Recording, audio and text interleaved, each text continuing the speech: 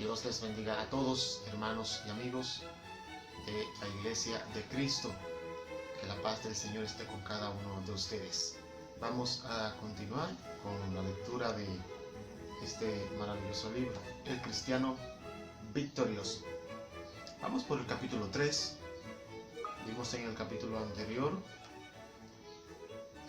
el cristiano victorioso y su pasado, donde vimos que el enemigo, el adversario, anda como león rugiente buscando a quien devorar, cambiando el significado de las palabras y usándolo a su favor. Y en este capítulo 3 vamos a ver el cristiano victorioso y el arrepentimiento. Así que no se vayan, amigos y hermanos. Nos vemos en breve.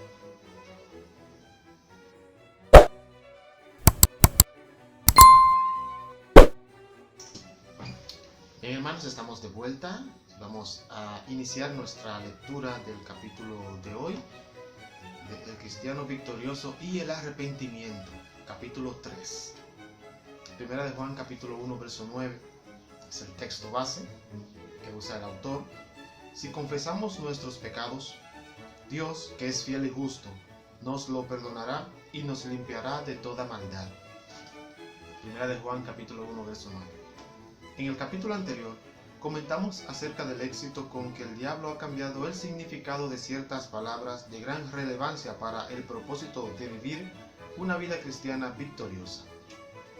Este está proveyendo nuevas definiciones para numerosos vocablos que empleamos para expresar verdades espirituales, lo cual a su vez ha alterado el significado del mensaje.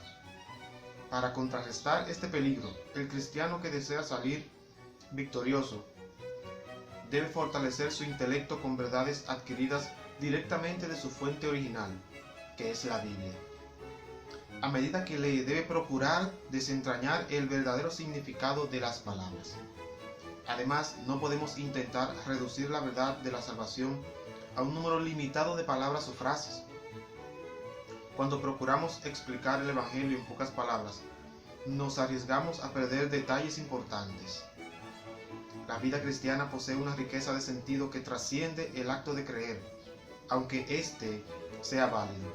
Los lemas y las frases pegadizas son adecuados cuando se trata de la venta de jabón para lavar la ropa, pero en ningún caso para enseñar la verdad.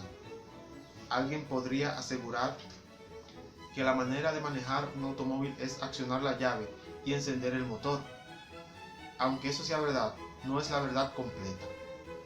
Imagine lo que sucedería si lo hace alguien que no sabe manejar. Bueno, problemas. ¿Ha notado que las verdades importantes de la vida cristiana están diseminadas por toda la Biblia? No se concentran todas en un solo libro o capítulo. Las Sagradas Escrituras son el producto de la pluma de muchos autores que escribieron a lo largo de numerosos siglos. Aunque sus puntos de vista no siempre sean coincidentes.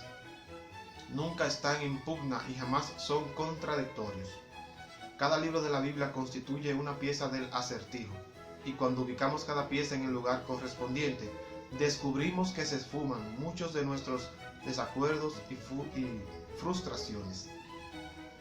Hay quienes se lamentan porque consideran que la Biblia es excesivamente negativa en su conceptualización de la vida cristiana, pero en realidad no debemos preocuparnos tanto de si un concepto es negativo o positivo, sino acaso es verdadero o falso. Cuando la serpiente ancestral sugirió a Eva que si comía el fruto del árbol del conocimiento del bien y del mal no moriría, en Génesis capítulo 3, verso 4, formuló una declaración positiva y afirmativa, pero era mentira. Del mismo modo, cuando Dios dijo a Adán y Eva que si comían el fruto del árbol prohibido morirían, en Génesis 2, 17, enunció una declaración negativa, pero era verdadera. En el vocabulario cristiano existe un concepto importante que es un componente fundamental de la aspiración a vivir una vida cristiana victoriosa. Sin embargo, este concepto está desapareciendo subrepticiamente de los púlpitos actuales. Una palabra complicada esto. Algunos consideran que esa palabra es negativa y además se sienten mal cuando la oyen. Se trata del vocablo arrepentimiento. Los evangelistas modernos invitan, en cambio, a la gente a venir a Jesús para mejorar sus estilos de vida. Hasta hay algunos que sugieren solapadamente que prosperarán financieramente si dan una suculenta ofrenda. Eso es lo que se vive ahora mismo actualmente en las iglesias. El evangelismo de la prosperidad. Que si usted sirve a Dios y da muchos diezmos, usted va a prosperar en gran manera. El mensaje de los profetas del Antiguo Testamento es un llamado al arrepentimiento. Cuando Jesús inició su ministerio, su tema era: arrepentíos porque el reino de los cielos está cerca. Mateo 4:17. La invitación de Juan el Bautista era un llamado al arrepentimiento. En Mateo 3, versículo 2. Pedro predicaba en el día de Pentecostés: por tanto, para que sean borrados sus pecados, arrepiéntanse y vuélvanse a Dios. En Hechos 3:19. Los poderosos reavivamientos ocurridos en Europa y Estados Unidos en los siglos XVIII y XIX tenían como concepto de base un llamado al arrepentimiento. El arrepentimiento bien comprendido no insulta ni degrada, más bien comunica un sentido de cambio. Cambio para lo mejor. Las cosas viejas ya quedaron atrás y ahora avancemos hacia el comienzo de una vida nueva. En lugar de una invitación al arrepentimiento, escuchamos otra palabra que es aceptación. En la actualidad se nos asegura que Jesús nos acepta tales como somos, razón por la cual se considera que el arrepentimiento es innecesario. Se trata de una enseñanza muy confortable porque implica que no necesitamos abandonar nada ni admitir nada. Diremos de paso que aceptación es otra palabra cuyo sentido ha sido alterado por la influencia de Satanás. Consulte su significado en un diccionario. Aceptación significa mantener el status quo, es decir, quedarnos en la forma como nos encontramos. Supongamos que usted busca una persona que desee trabajar en su taller y yo solicito el trabajo. ¿Qué pensaría de mí si dijera lo que sigue? Si decide contratarme, debe saber que tendrá que aceptarme tal como soy. ¿Me contrataría bajo esa condición? ¿No causaría la impresión de que adolezco de graves limitaciones y que no estoy dispuesto a cambiar ni a mejorar mis habilidades, de modo que tendrá que aceptarme tal como soy? Puesto que la vida cristiana comienza con la muerte del viejo yo y con el nacimiento de un nuevo yo, eso quiere decir que la esencia del Evangelio es el cambio. Un ejemplo adecuado acerca de la diferencia entre el arrepentimiento y la aceptación se encuentra en la historia del hijo pródigo en Lucas 15:22. Después de dilapidar su fortuna y perder a sus amigos, el hijo pródigo regresó al hogar de su padre tal como estaba, hambriento, con paja en el cabello, con la ropa sucia y rota. Pero su padre lo recibió tal como venía. ¿Aceptó realmente el padre a su hijo? No, si lo hubiera aceptado, lo habría dejado con la ropa sucia. Habría sido ilógico si hubiera dicho: hijo, estoy encantado de verte. No te preocupes, puedes quedarte sucio y con hambre. Te amo tal como estás. Habría sido absurdo. El padre no lo aceptó tal como venía, porque estaba sucio, hambriento y olía a cerdo.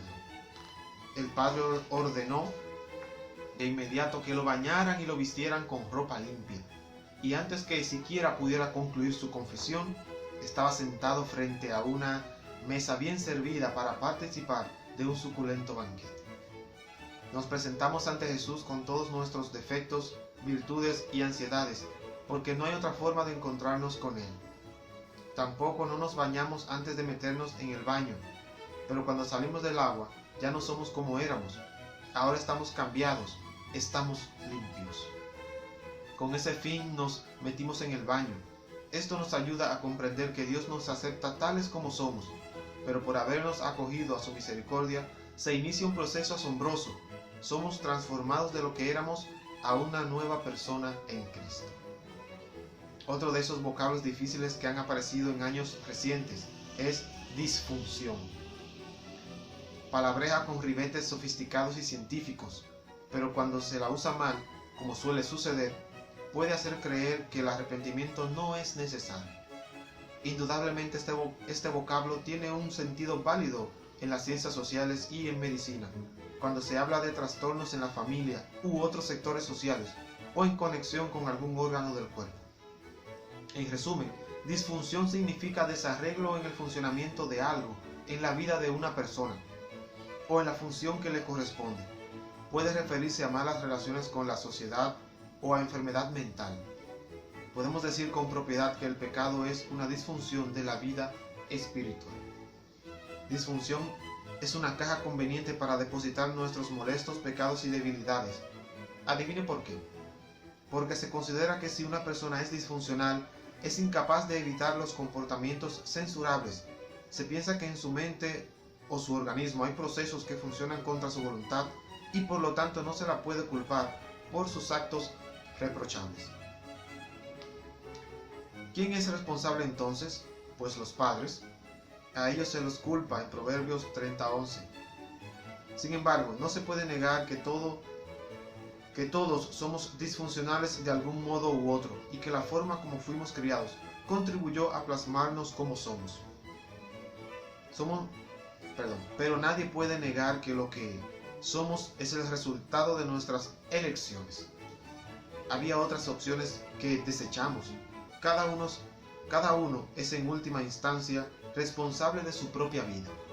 No podemos culpar a nadie fuera de nosotros mismos. Aquí resalta la verdad de que el Evangelio es indispensable para la vida del cristiano victorioso.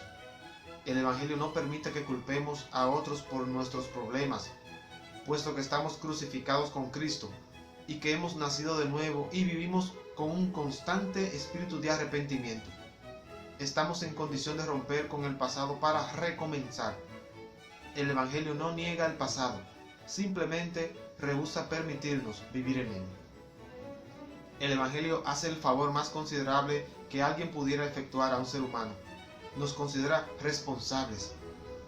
Nadie atribuye responsabilidad a una serpiente cuando muerde a alguien, ni a un león cuando mata a un ciervo, porque esa es su naturaleza. Pero agradezcamos a Dios porque no nos trata como animales. En cambio, nos considera responsables de nuestras acciones. Dios nunca llamaría al arrepentimiento a quienes carecen de responsabilidad. Lejos de insultarnos, Dios reconoce que fuimos creados a su imagen, pero nos apartamos de Él. El arrepentimiento es el único medio disponible para volver al buen camino. Mientras insistamos que somos disfuncionales y culpemos a otros por lo que somos, careceremos de razón para arrepentirnos.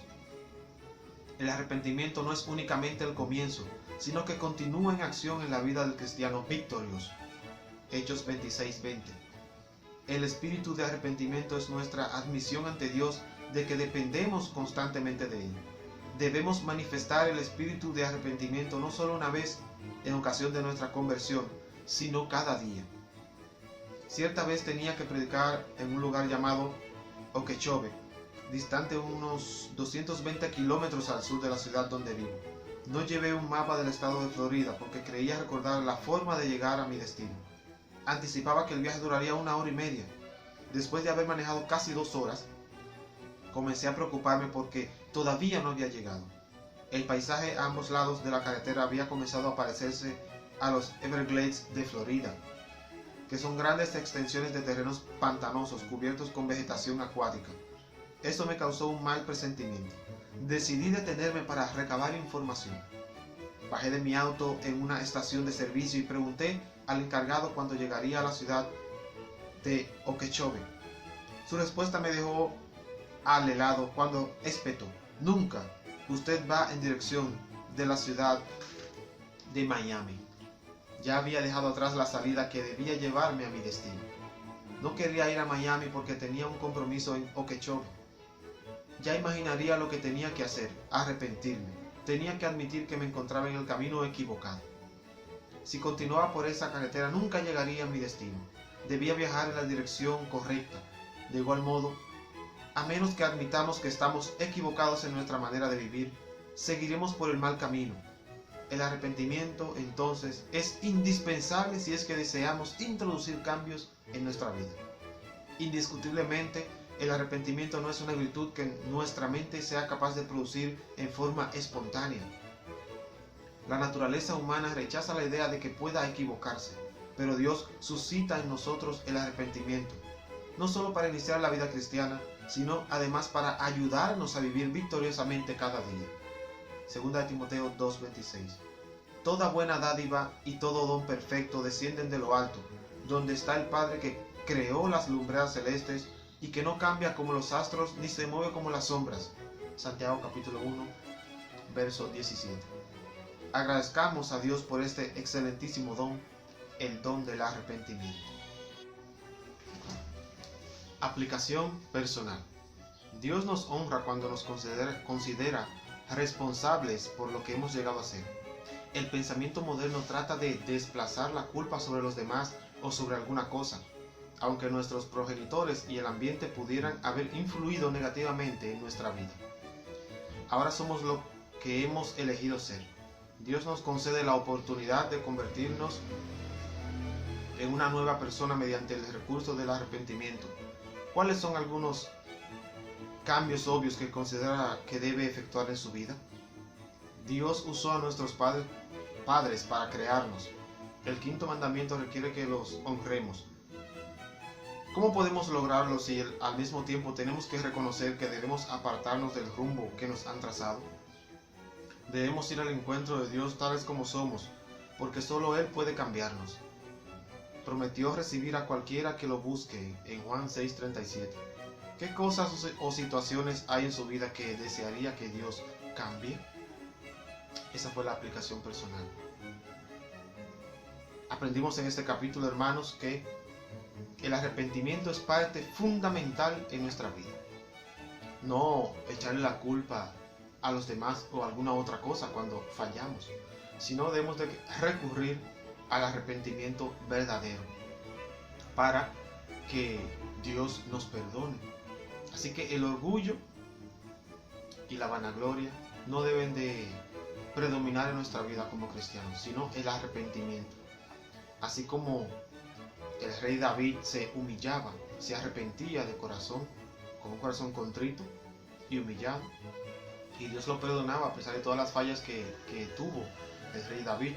Asimismo nosotros debemos de arrepentirnos de todo lo malo que hagamos, pero sinceramente, no con hipocresía, porque Dios conoce los corazones y Dios no puede ser burlado.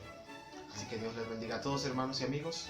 Nos vemos mañana en el próximo capítulo, el capítulo 4, que se titula El cristiano victorioso perdona a sus enemigos. No se lo pierdan.